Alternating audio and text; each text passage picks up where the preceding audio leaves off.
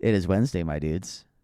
Good morning, good afternoon, and good evening, wherever this podcast may find you. It is I, Gavin. And I, Justin. So, happy Wednesday. Happy hump day. Hey, I hope you're getting over that hump, or making that hump. Or humping. 3 different options there. Choose your pick. Making the hump, I imply is humping. I just Creating said it. the hump. The hump. Moving on from that train wreck. Yes. Good thing this is only an audio-only podcast. Thank God. The visual I just had to see will scar me for life. So, today is our off day. It's our off day from cars. We're talking about watches for this first little bit. And then I have a small rant. Yeah, you have a small rant. Yours is probably quasi-car related. More, sort of. Is it chaos theory related, or is it...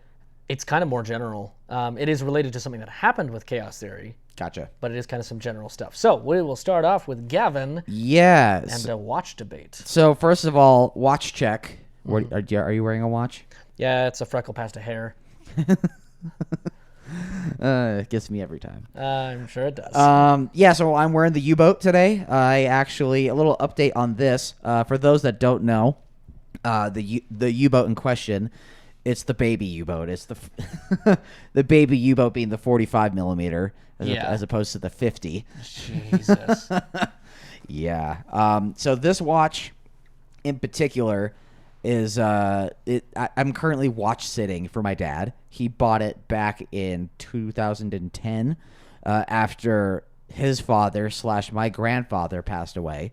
My grandfather during World War II was a merchant marine, and aside from being boots on the ground in Germany, the merchant marine was about the most dangerous thing you could do during World War II because you were carrying food and coffee and munitions and guns and X, Y, and Z. Well, the stuff the enemy didn't want you to have. Exactly, because you were enabling your army. So they were kind of constantly under attack. Yeah. But at the time, so U-boat, the company, kind of came back because they used to be more of a thing back in like the 40s. And they came back in the 2000s. And at the time that my grandfather just passed away, U-boat had come back. And on top of that, my grandfather was actually attacked by German U-boats off the coast of South Carolina back in the day. And so my dad bought this watch to remember him by. And he wore it for a couple years. Well, he wore it for about 4 years. And then I wore it for a couple. And then he wore it for a couple. And then I got it back in my possession in 2018. It comes on... So it's a 45 mil case. It has the crown at the 9 o'clock position, which is interesting, as opposed to the 3 o'clock, so it doesn't like dig into your hand because it's a fucking big watch. Yeah. And what's kind of nifty is that it actually has a crown cover, not just crown guards, but actually has a crown cover, which is attached to the case itself. So it kind of almost looks like a flask. Yeah. That has the little cover that comes off and flops around.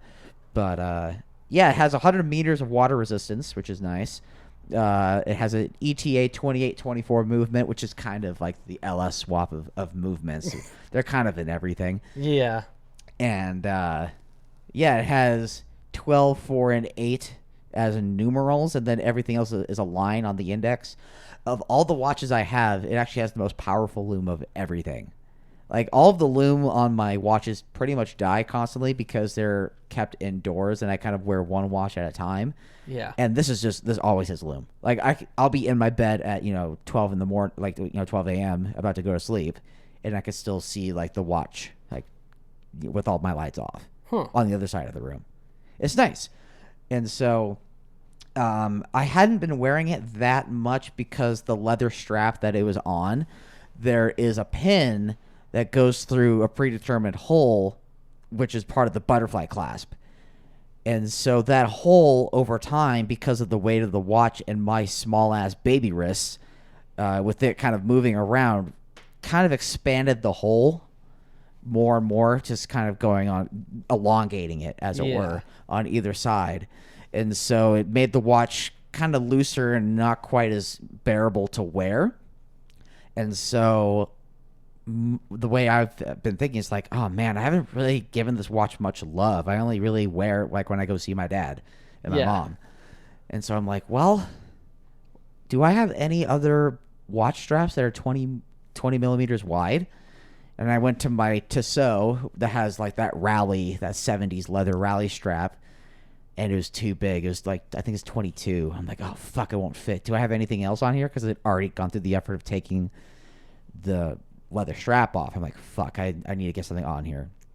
And so I go to my Timex, which I never wear anymore because I don't have a reason to. So ironically, your cheapest watch. Second. I think it's my second cheapest watch. But on the far other end of that thing. It's funny, yeah. So this U-boat, when it got picked up, in the box, it comes with two straps. It comes with a black rubber strap that kind of says U-boat across it, like as one gradual texture, as it were, across the entire strap. And that's a black rubber, and it also comes with an orangey brown tan leather strap, and so for two very different looks. And this Timex strap, which is 20 millimeters wide, which is perfect, is another black rubber strap. So it actually kind of fits the original feel of it. And I hadn't worn this watch on the black rubber strap since when I got the watch back in 2018. It came with the rubber strap on it, and then after a little bit of wearing it, because it had been fairly worn over the years, where the spring bar is on the 6 o'clock end of it had actually worn through the rubber, and it fell off, which kind of broke my heart when it happened, because of the significance of like, oh fuck, it was under my ownership when it broke, and it means this much to myself and my dad about my grandpa and all this. And so like that was kind of heartbreaking. So to have it be on a strong like rubber strap again, like it feels really good, and it fits my wrist really well, and I really enjoy wearing it. I wore it to work the other day for the last couple of days actually, and it just felt really nice. So I'm really enjoying this now. And so I'll probably post a picture of this on our Instagram. Just so people get an understanding for what it is. But talking about watches, I'm itching again for another one. I'm going to derail you for just a second, because referencing our last episode, somebody just posted a new picture of the Mustang Mach-E. Oh, God. Oh, Jesus. That is one fat horse. It's just a very fat horse. Anyways, moving back on. I just found that and was laughing and dying. Yeah. So when I first got into the collection of watches, I was picking one up about once a month, which... Sadly, I've been at that point with cars. Yeah. It's a little more expensive and hard to store. I know. That's the great thing about watches.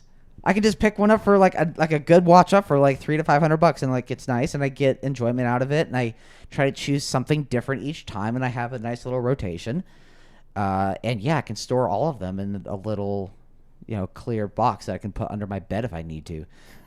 Not that I do, but yeah. That's the nice thing about watches, and that's why one of the reasons why I got into them. But I'm looking at possibly a next piece. There's a company called Glycine, which is a very well-renowned company. They're known for making like pilots' watches, but not the typical Flieger pilot watch. Something a bit. They kind of have their own feel to them. Yeah. And they just did a collaboration with Drop, formerly known as Mass Drop. I think it's the same company, just different branding. Yeah. But they have these two new watches out, and they're kind of paying homage to a couple of different Rolex related models. So there's a Pepsi GMT, and there's another GMT that's of a lesser known GMT called the Coke GMT. Lesser known mostly because they just made fewer of them. Yeah. But so you see how the bezel is on the Pepsi. It's red and blue. Mm-hmm. They also have a black and red. And Rolex made that as a GMT, which is a watch that has a fourth hand that tracks Greenwich Mean Time, and you can change time in between locations. If you're flying a lot, you can change that really easily. Ooh, so And then this other one that he mentioned that has the black and red, not the blue and red, actually does not have a GMT. Well, that one that I sent you doesn't, but there is an option. I was finding Okay. one before that does have the GMT. The other design difference behind the GMT is that the bezel itself is 24 hours. Yeah, versus the Typical 12 hours. The other one is more of a dive style bezel. Yep. Where it has, and that's those individual hashes up to the 15-minute or the 3 o'clock. That is actually to kind of count how long you've been underwater for and how much air you would have left in your tank for when you're diving. Gotcha. That's kind of what that's about. However, I did just see this on their fabric strap. That looks good. That does look lovely. It looks really lovely. It complements the black and red really well. Well, so that's the design that I was talking to you about with the Coke GMT. Mm-hmm. That's where those colors have come from. Yep. So the glycine, not Rolex, but the glycine is the design of this one in particular is actually more styled after like a Tudor Black Bay. Do you know about Tudor? I have no. So Tudor, just like the Tudors in England or whatever, Tudor. Okay. That has actually been a sister company to Rolex. Okay. They've been that way forever. They've kind of been the more attainable, built in the same factory, built to the same spec, but they don't necessarily have Rolex movements. Gotcha. But they're damn near just as good. Like when a Rolex Submariner would cost $8,000 to $9,000, a Tudor Black Bay, which would look somewhat similar, maybe smaller case and slightly different, like hands or whatever, like in the face. Yeah. That would cost like $5,000. Gotcha. So, this watch does not cost that much. No. This watch costs $400. And the GMT one costs $550. Yeah. So that's kind of where I'm looking at right now. The thing that I do appreciate about the Coke watch, Which is the black and red one. the black and red, I do appreciate black and red. However, it also has patinated hands and indexes. Mm-hmm. So normally on a Rolex, it is white lume, and actually, if you can look closely enough, you see where like the metallic that kind of goes around each index. Mm-hmm. On Rolexes, it's actually white gold. Gotcha. Yeah. Tip on cheaper end watches, that's going to be stainless steel. Probably 316L. Yeah. Or something like that. But yes, on the Coke bezel, it is a patinated, almost like a tanned index, and I'm sure it has its functioning lume. I'm sure. And then on the other one, it's the standard On the Pepsi, it is white lume, and with the the blue and the red and all that good stuff. But so those, I'm kind of tossing those up in the air right now. The sale for drop just started with an estimated ship date of June 5th. I don't know if I can throw that much money down and like wait that long. $500 is kind of a lot to me. Yeah. And so that's what that is. But there is a third option for $350, Called which is the Retrograph. yeah, but it's a company, it's a micro brand called Brew. I think they're also based in New York, but it's a square dial. It's 38 millimeters, and it has this really interesting monochromatic dial design. And what's funny is, and I'm not a barista, but it's a chronograph. It's a mecha quartz chronograph, and there are indexes near between 6 and 7 o'clock. There are added hash marks in between, and it's supposed to indicate the amount of time allotted for, I think it's an espresso. I know, Or right? something like that, which is super like niche and kind of quirky and interesting, and that's the shit that I kind of like. So I actually pulled up a different one from the same brand that I actually kind of liked. What, Glycine or Brew? That's their new watch, the Mastergraph. Yep. It's got a copper Right. face. I mean, and they have other colors that go with that. Mm-hmm. I'm not super into that design. I think it looks a little wishy-washy on different like inspirations, because it's a square case with a round bezel. I believe the bezel rotates.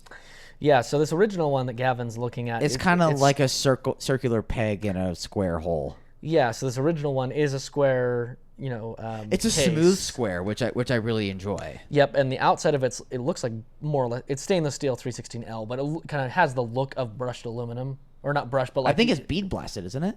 Yeah, so it's very flat in color. It is very flat, yeah. And then the face is black with all the indices being white, or it looks like almost... I think they are white, and those are there. If you actually swipe over into here, you can see how much loom there is. That one right there. Oh, there you go, yeah. Yeah.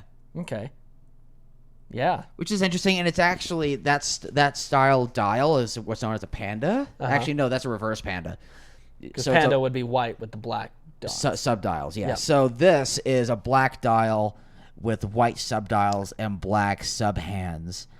What's nice about this, and it would be a different style movement than I have than any of my other watches. Yeah.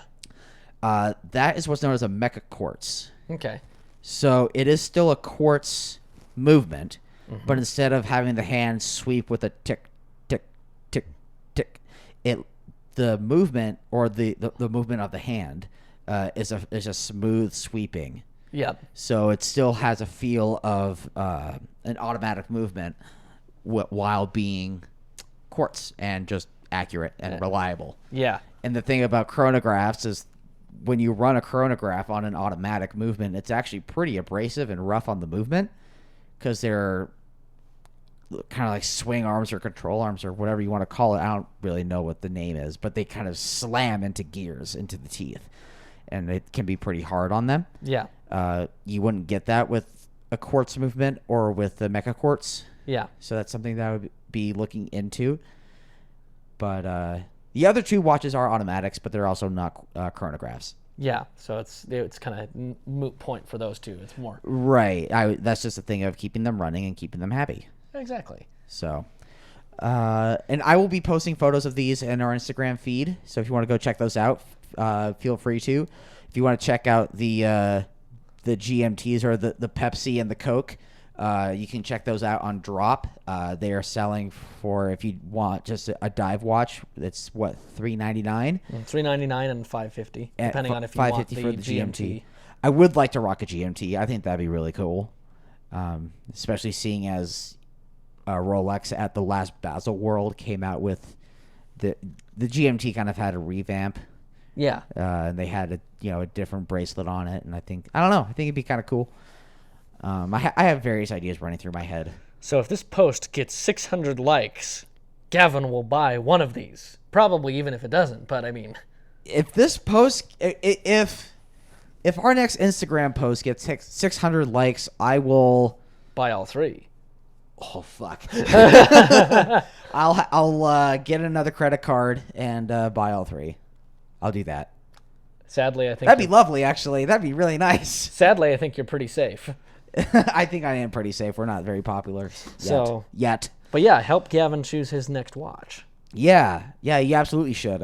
Comment in the comment section which you like best / you think I would like. Yeah. But yeah, I mean, any of those would be a nice little addition to my arsenal. Maybe I can give a state of the collection in the Instagram post as well. Yeah. Be like, here's what I have. What would you add to this? Yeah. Especially if you tag some watch stuff in there, I'm sure you'll get some responses. Yeah, for sure. So, well, cool. But yeah, that's where I'm at. Cool. Well, here's where I'm at. I don't really have any business updates except for the fact I have a website that's live, but I mentioned that last week. You did. Basically where I am at is I'm working on getting more work, and we're getting there.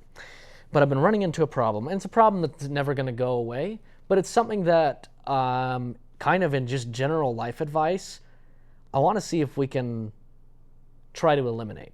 Mainly, especially to do with small business owners. So, keep in mind, this is the third time in the past 3 weeks that I have gotten a call from a customer. We talk about what their vehicle needs as far as detailing. We talk about pricing. I give them, I have, now that I have my website up, I have starting rates. And quite often, if your car is within a normal realm, those starting rates are going to stick right there. I'm only going to up up price if I end up having to spend extra time. And I tell that to every customer. So we talk about it. We talk about, okay, when, where, and what, and get everything nailed down so we have a date, we have a place, and we're all ready. Cool. Check up with 2 of these. I checked up about halfway through. Cool, we're still good. All good. Get to the day of, no response. None. Try to call back for the second or third time. Absolutely no response again. And keep, without pestering, keep trying randomly throughout the day that we had scheduled, obviously now after the time that we had scheduled, to get a hold of this person. Nothing. And there's even a couple times where that's happened as of, I'll give you an example, yesterday, or actually today. While I was in Phoenix, I was called by a gentleman who wanted a full, very basic paint correction. He has a 1997 F350. It's obviously not going to have perfect paint, but we want to make it shine as much as possible. It's not rusty. It's, so without major issues, he wants a good shine on it. We discussed a price and landed on, a fairly fair bargain because he didn't want to do the interior or anything. It was just the outside, clean, then clay bar, then just a good general polish. We agreed to talk. Basically, was supposed to call him yesterday, which is Sunday, after I got back from Phoenix, which I did, to no response, and a couple of texts to no response. And keep in mind, this is already after we've talked about both price, location, and they did time. They did hit you back, and they agreed on the price. They said it like that. We agreed works. on that on the phone. On the phone? Okay. Oh, yeah, it was all done on the phone. Oh, wow. We agreed at a location, which was his house, on a price, and on even a time and a date. Everything was set in stone. Yeah. And with just a checkup the night after. Also agreed upon on the phone. And so, I'm sitting here. I've already kind of prepped an invoice creating and getting ready for this stuff. And I always have feelings with, I don't even know why, because some of these people I don't meet. Again, I talk to these people over the phone. I get feelings like when I'm like, they're going to ghost me. You just kind of sense it. You have that feeling when you're talking to them initially? Mm-hmm. And it's weird because it's not even anything to do with their tone. They act normal. It just, I have this thing. I'm like, what? Spidey sense. Mm-hmm. So anyways, so that happened today for the 3rd time in a row in the past 3 weeks. Where and that one was a fairly large job, a job that would have definitely helped the pocketbook. Yeah. And obviously it makes it suck even more for me because then I'm left with a dilemma. So I've now, we originally agreed on 10 a.m. today. So I, at the moment, as I mentioned last week, I'm currently driving up until about 8 a.m. So I fly from Salt Lake back up to my house, get ready to basically load up, but I don't load up because at this point I'm like, okay, he never responded yesterday. He never responded this morning. I tried to call him once. I'm kind of like in this situation where I don't think he's going to respond, but it puts me in a position where I'm like, okay, I can't go do anything else just in case he does. Yeah. In case something happened, got busy with work, things happen. But in reality, he still hasn't responded. And at this point, I'm pretty sure he won't, not unless something very serious happened that obviously I'm unaware of. Right.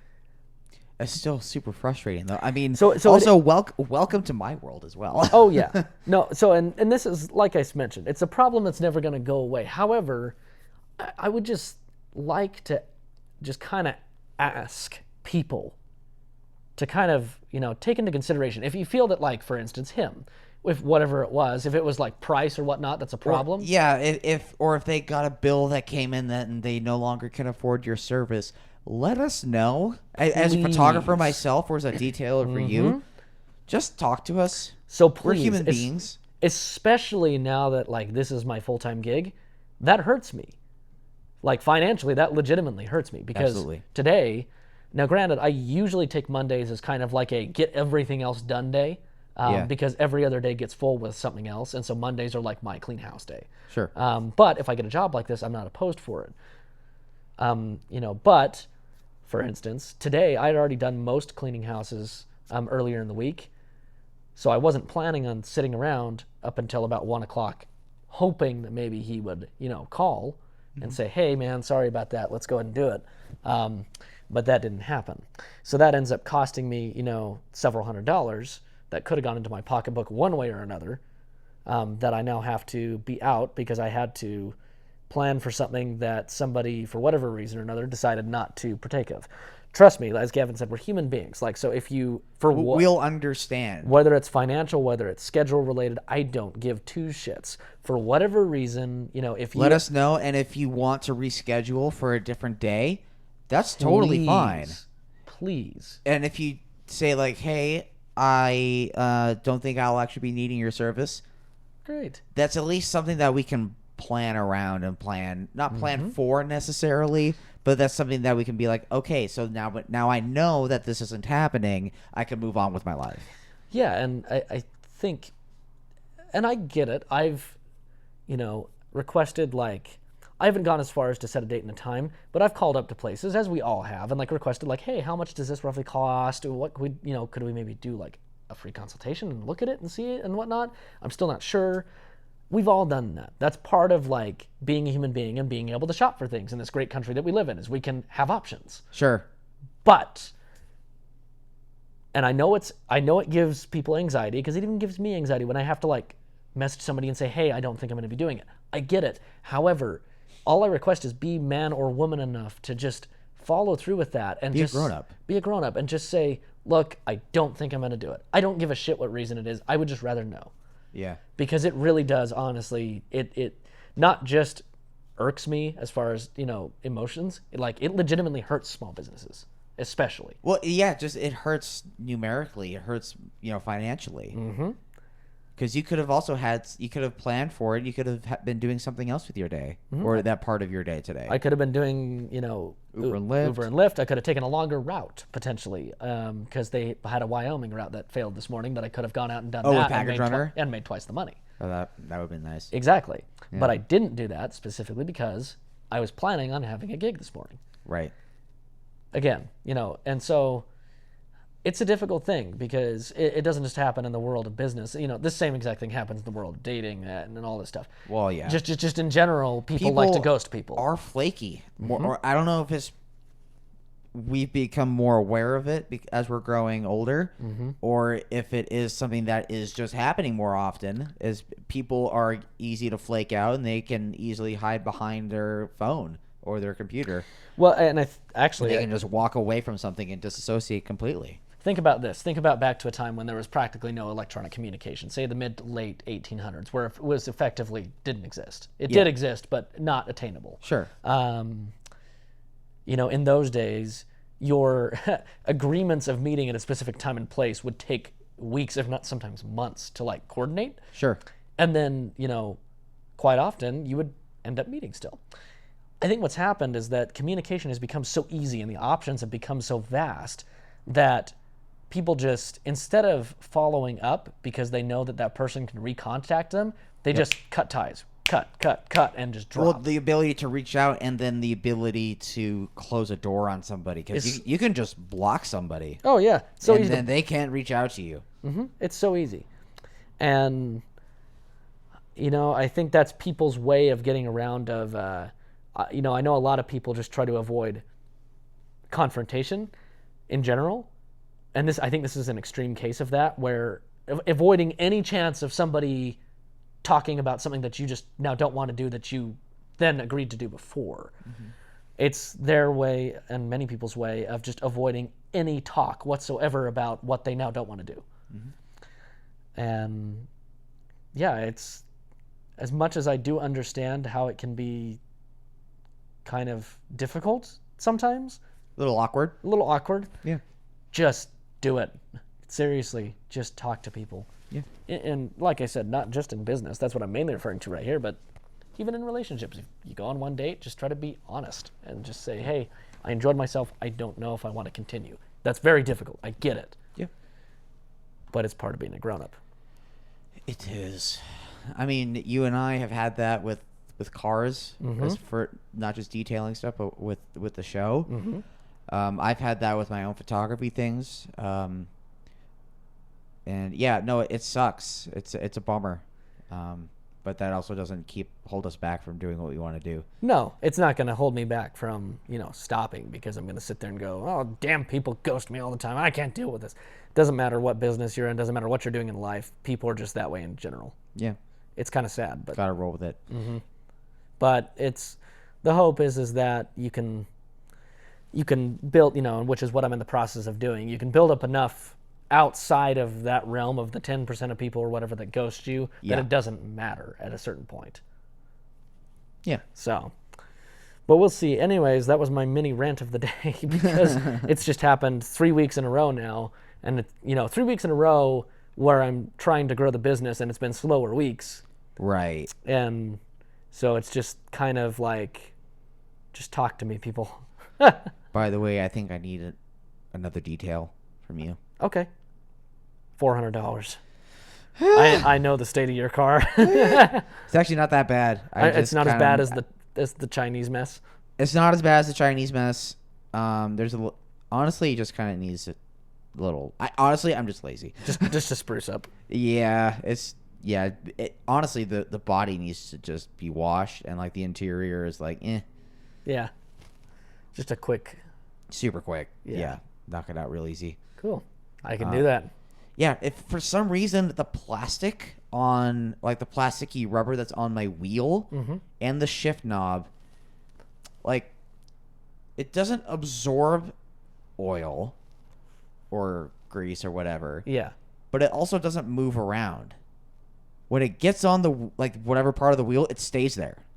It's the weirdest thing, and I hate it. It's mostly the wheel, though. Gotcha. And that's the part that that bugs me the most. I'm just like, you're sitting there looking at it. Well, and it's not even a visual thing; it's just a feel thing. Like when I touch the wheel, I'm just like, ugh, this is gross. Yeah, this does not feel good.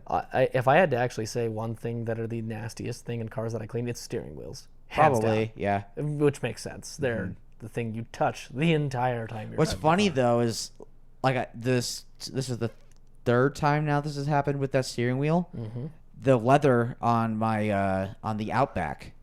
Like it didn't show anywhere until it hit like 190K, and then I think something got on like AJ's hand or my hand or something. Like someday we were hanging out, and like later that day it started to like deteriorate a little bit. Yeah, but that was it. And that's at 190,000 miles. Yeah. So take that as you will, but yeah, it is what it is. But yeah, I think I need another refurb on that thing. Cool. I can do that. And if any of you people need a refurb, hit me up. Yeah, Chaos Theory Utah on Instagram. You have a website now, which is chaostheoryutah.com. Oh, perfect. Cool.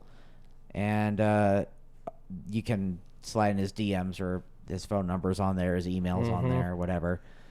There's no way that you shouldn't be able to contact me. Exactly. It's not. They're Can you take carrier pigeon? Fuck, I'll try. I've got like an antenna on my roof. It can land there. How about smoke signals?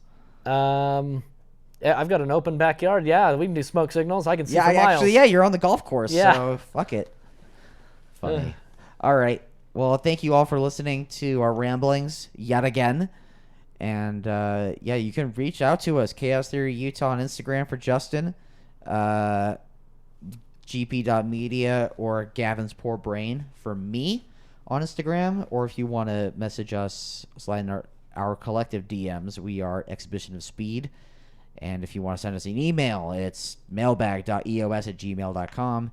God damn, there's a lot of ways people can reach out to us. Like I said, I mean, and if you go look on my website or almost anywhere, or have one of my business cards, you should have no trouble contacting me. Or if you already know us and listen to the podcast, just fucking talk to us. Just reach out to us on our various social medias. Yeah. You know how to find us. Until Friday, I've been Gavin. And I've been Justin. And this has been the Exhibition of Speed podcast. Bye-bye.